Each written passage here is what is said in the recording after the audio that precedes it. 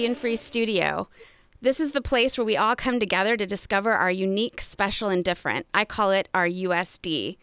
To do that, I've brought some people along that can inspire us and share their USD and how it's driven their success. Today's guest is Christine May. She is the CEO of Gathered Foods. They are the makers of Good Catch. She has extensive consumer goods experience in the US, China, and Hong Kong, and she's served as GM, strategy lead, marketing, sales, and operations. She's an investor, she's a mentor, she's a board member, and most importantly, she's a self-professed tiger mama. But to me, she started out as one of my career mentors and has since become a life mentor and friend. Welcome, Christine. Thank you so much for your invitation, Jen. Yes, I'm so glad to have you. So this is all about talking about, our unique, special, and different, that thing inside us that drives us. What would you say yours is? Well, what's really interesting is you shared my nickname, Tiger Mom, and it was actually given to me about 10 years ago.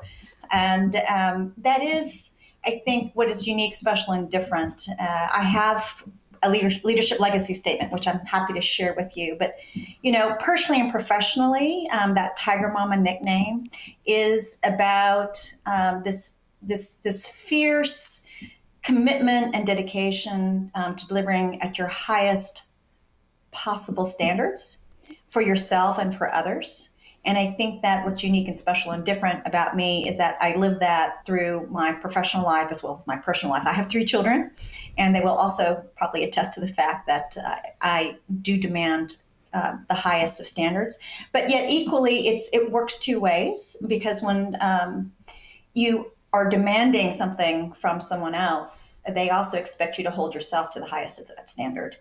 And I know that I'm probably my worst critic, and I'm pretty tough on myself, but demand a high standard works 2 ways.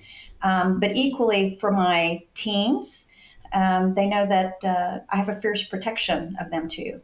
So while I might be demanding, I'm also fiercely protective, and I only want what's best for them, and I will stand in front of them if there is something that needs to be addressed.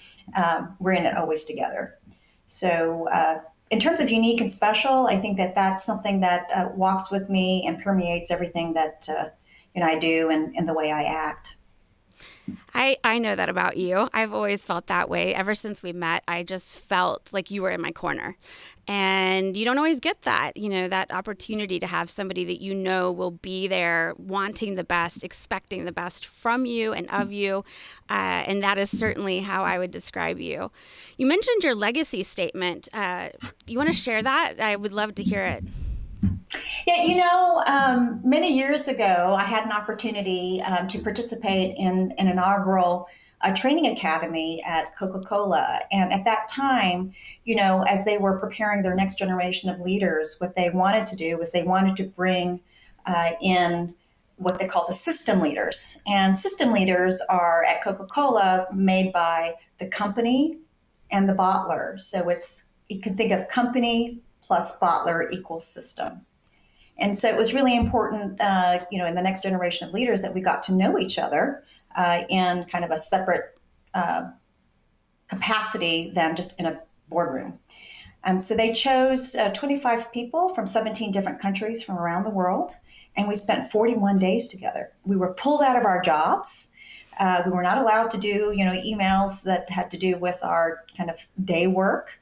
And we spent a week in Atlanta, a week in Chicago, a week in Mexico City, and then also 2 weeks in India, 1 week in Ahmedabad and 1 week in Hyderabad. And so we all joked, wow, we haven't spent this much time together since we were in college with a group of people. We had breakfast, lunch, and dinner together.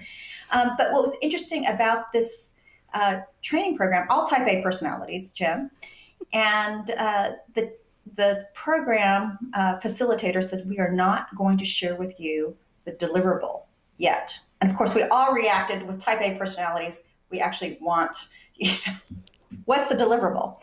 But we said, we're not going to tell you what the deliverable is. It's because part of the reason why you're in this program and for this length of time It's because as leaders, you need to learn to listen, right? Because we are always so quick to try to jump to or provide a solution. What was really important is that we said, you know, you need to stop and learn to listen. So if we told you what the deliverable is, you're only going to be focused on that. So you need to chill out and you need to, you know, go with the program and just just try to absorb. It wasn't until day 38 out of the 41 days that they actually said, okay, what is the deliverable? They said the deliverable is you've got to take everything that you learned in the past 38 days. There were formal classes, there were experiences, there were field trips that were done. Write your leadership legacy statement. And I will tell you, Jen, that this was perhaps and still is the most formative training program that I've ever been in. My leadership legacy statement is listen, learn, and connect with your heart. Only then can you lead with authentic passion. So, you know, it's about listening first. And you listen with more than your ears, right? You've got to listen by looking. You've got to listen by just understanding the situation. You've got to be really committed to learning. And then most importantly, you've got to connect. And for me, it's about connecting with my heart. Because, you know, you can have a lot of leaders that do this, but unless you are connected with your heart, people don't get it, right? I mean, they need to know that you're invested. And if you're connecting with your heart, then you are connecting with an authenticity. I need to know that you're being real with me. I need to know that you're going to give me real, genuine feedback. And I need to know that, you know, you are invested in either the solution or the problem or whatever the situation is. And so for me, this kind of lives through everything that I do. Yeah, and I think you're an amazing listener. And, you know, when I've experienced you, you not only listen, but you do care, you know, and that gets back to this Tiger Mama, plus your legacy statement. I mean, your leadership style, I think sometimes is, you know, one that's, there's not enough of you out there. But you know what's really key for me too is that it really does work both ways. And Jen, our relationship is a great example. It's true, we started our relationship together as mentor and mentee. But you dial forward, you know, a number of years, at least a decade, where we both took on other adventures. But when I decided to leave the corporate environment and migrate to an entrepreneurial ecosystem, you were one of the first people that I called. And we reversed the roles, right? I became your mentee and you became my mentor. And that was something that was really treasured and continues to be treasured. Because just because you start at one as a mentor and then the other one as the mentee doesn't mean that we don't flip. And we have flipped, right? And then we continue to flip again. Right. So it's a very nice symbiotic relationship. It is. And I mean, and it that's that whole listening and learning, right? I mean, being humble enough just to listen, learn from other people, take it in, and then, you know, with your heart, pursue your passion. Has there been a time for you, you know, either in the course of your career or personally, where you felt tested? You know, it's been hard for you to kind of live up to your own expectations of yourself and to live up to your legacy. You know, that's a great question. And, you know, I can share really kind of a recent experience of which you have walked with me on this journey. I had spent the prior 5 years living overseas in Shanghai. And I made a personal decision to move back to the US, where my parents are actually here still in Texas, and I wanted to be more accessible. And so with that kind of personal decision kind of tucked in and being made, I also reflected on the fact that having worked in regional and global roles, I was on an airplane all the time, right? In a different country almost every other week. And, you know, when you sit on the plane, you're thinking, if I only had time to do fill in the blank, right? So I decided that when I made this decision to come back to the US, I was going to take some time and fill in the blank, right? So I did my whole friends and family tour and I took a self-imposed sabbatical. And that self-imposed sabbatical was really about searching for what did I want to do for my 2.0. And this is where we actually started having some really good conversations. And that was also kind of my impetus to say, I want to really explore maybe what this entrepreneurial kind of world is all about. Am I a founder?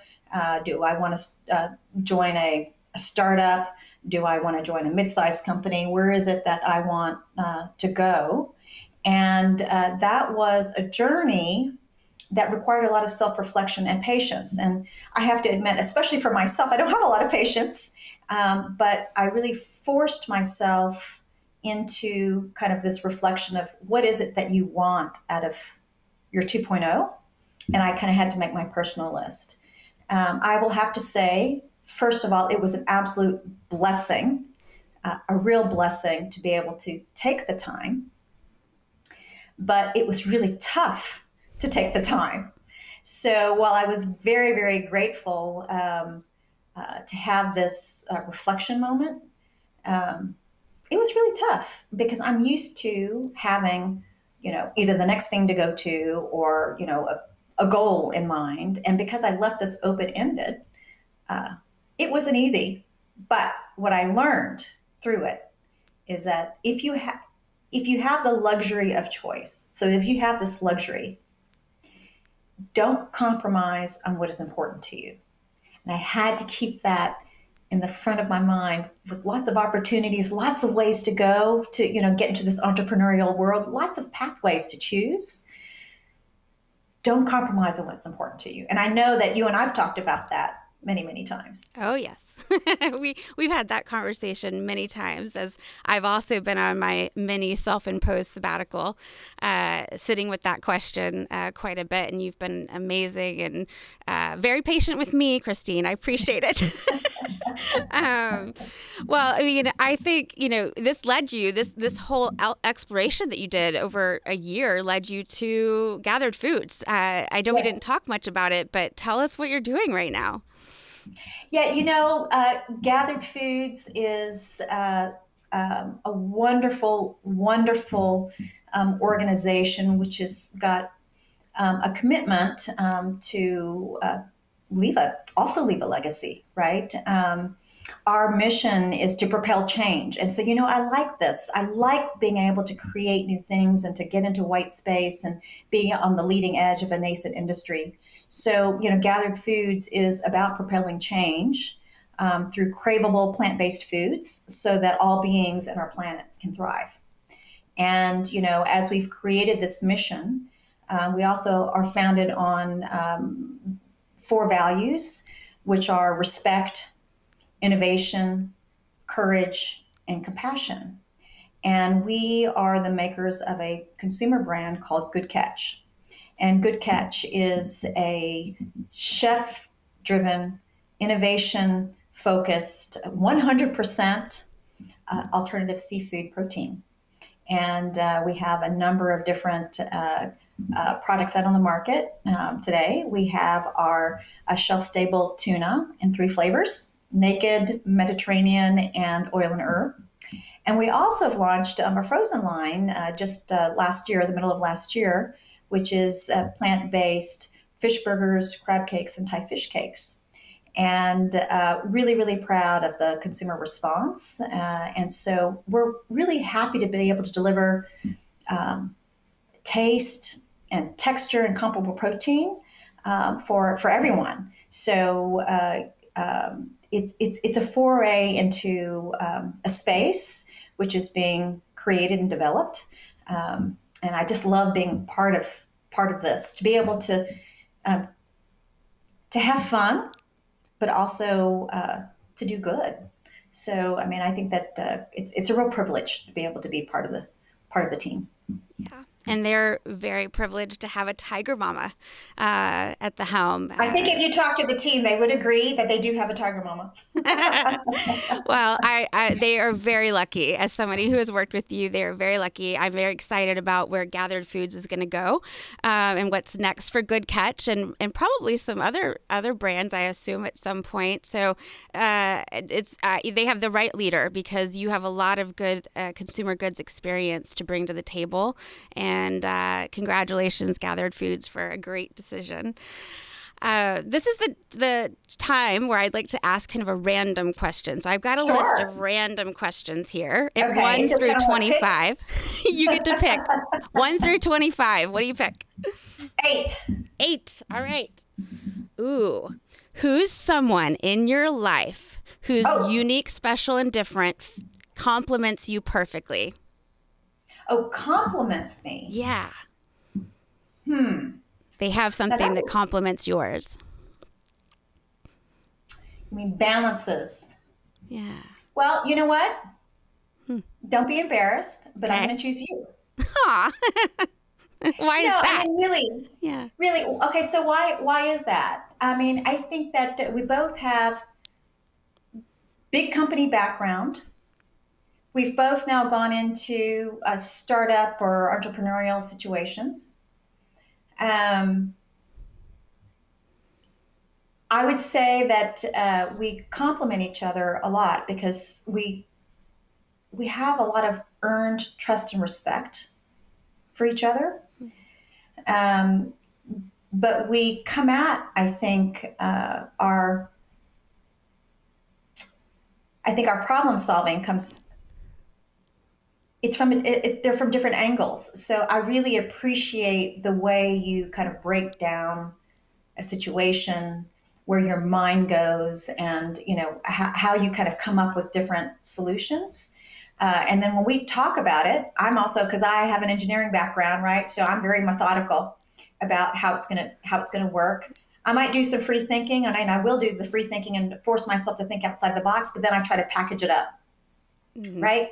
And so when we talk, you're more of a free thinker, right? And you like to kind of go in these different directions. And so that challenges me, right? In terms of thinking, because I respect you so much for the intelligence and the creativity that you put on the table. So that's that trust and respect part.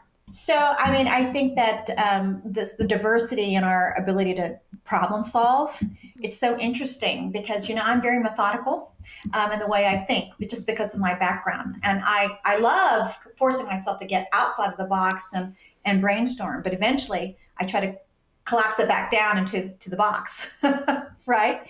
And so you're much more of a free thinker, and you have ideas that just kind of permeate all different parts of the space. And so when we talk, it's fun, because you challenge me. And we always end up, with some interesting solution to whatever it is that we're talking about, just because of the way that we process things and the way we think. But it's because it's all based, though, on this foundation of trust and respect for each other. Yeah, it is. And I think the cool thing is, because we think differently, we still arrive at the same conclusion. It's just we get there differently. And I do love that. And I do like how you break things down, because you're right. I'm like this, and then I get there. Well, thank you for sharing that, and thank you for the compliments. I really appreciate it.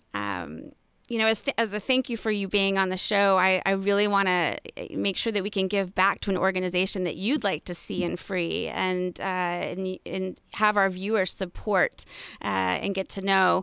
And so you want to share a little bit about Mission Blue and why you chose it? Absolutely. I mean, we are so excited to be able to create a partnership with Mission Blue and support Mission Blue and their mission, because they are really about creating marine protected areas, which they call hope spots. And the organization is led by just a legendary oceanographer, and her name is Dr. Sylvia Earle. And Jen, I'm so glad that you asked the question. I pull a quote from her because I think it's so meaningful, and one of the reasons why we support Mission Blue at Gathered Foods. And I'm just going to read it to you, because I think it's pretty powerful. This is by Dr. Earl. I wish you would use all means at your disposal, films, expeditions, the web, new submarines, to create a campaign to ignite public support for a global network of marine protected areas. Hope spots large enough to save and restore the blue heart of the planet. And I just love the way that she describes, because at Gathered Foods and with Good Catch, we are so committed and compelled to ensure that we are living a sustainability promise, right, and supporting living oceans. Christine, you talk about your USD being about listening and learning and doing everything with your heart. And this is an opportunity for all of us to join you in helping protect the planet, a tiger mama for the planet, for the world we live in, and for sustainable agriculture and foods. So with that, I'd ask everyone to please donate to Mission Blue. You can click on the link. We'll have it again later. All you do is scan your phone against that QR code, and it'll take you right to the page to donate money, because we'd love to support this important organization. Christine, Thank you. Yeah, I want to thank you. Thank you for being on the show. I'm so appreciative for you in my life. It is wonderful to share you with the world. And I look forward to our next mentor-mentee conversation and see which one's in which place. I am looking forward to it. Thank you so much for sharing your time with me, and wishing you all the best. Thanks, Jen. Thank you. And thanks everyone for joining this episode of Sea and Free Studio. You can always check us out at seaandfreestudio.com. You can check us out on YouTube or LinkedIn. Make sure to subscribe so you come back every time and meet some of our incredible guests. And with that, it's a wrap.